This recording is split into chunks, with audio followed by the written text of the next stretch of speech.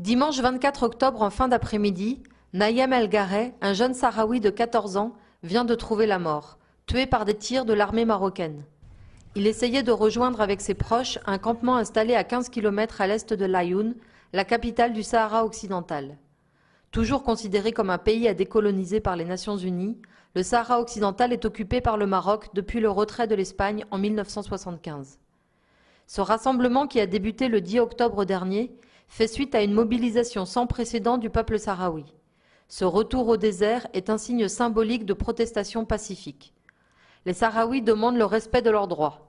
Droit à des conditions sociales et économiques décentes, droit au travail, droit à l'expression de leur identité culturelle, droit à l'autodétermination du peuple sahraoui sur son territoire occupé. En quelques jours, des milliers d'autres familles ont rejoint le campement, qui compte aujourd'hui environ 20 000 personnes réparties dans plus de 8 000 tentes. L'heure est à l'urgence humanitaire.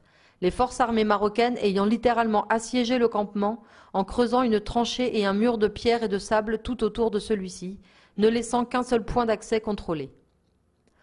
Le véhicule qui transporte Naïm et ses proches se dirige vers le campement, mais s'en voit interdire l'accès.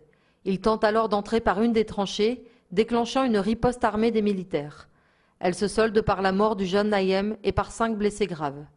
Ils seront transportés à l'hôpital militaire de Laayoune qui sera placé sous surveillance ainsi que l'ensemble de la ville.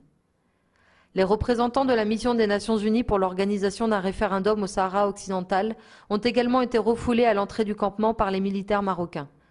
Aucune presse internationale n'est présente pour relayer l'événement. Les seules diffusions d'informations étant difficilement réalisées par des volontaires internationaux et sahraouis présents sur place.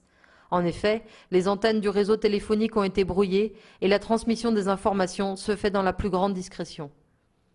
Les familles se sont auto-organisées pour gérer la vie sur le campement. Collecte des déchets, distribution des vivres et sécurité. Elles subsistent grâce à la solidarité des habitants sahraouis restés à Laayoune, qui assurent l'approvisionnement minimum en eau, alimentation et gaz. Les tirs de ce dimanche marque un premier débordement de la part des forces armées marocaines depuis le cessez-le-feu conclu en 1991. Un appel est lancé à la communauté internationale, à l'ONU et à sa haute commission pour les réfugiés, afin de venir en aide à la population, qui compte notamment des femmes enceintes, des personnes âgées et des enfants en bas âge, qui craint à tout moment un blocage des vivres ou une répression des forces de l'ordre qui encerclent le campement. Cet exode historique du peuple sahraoui est un appel au secours.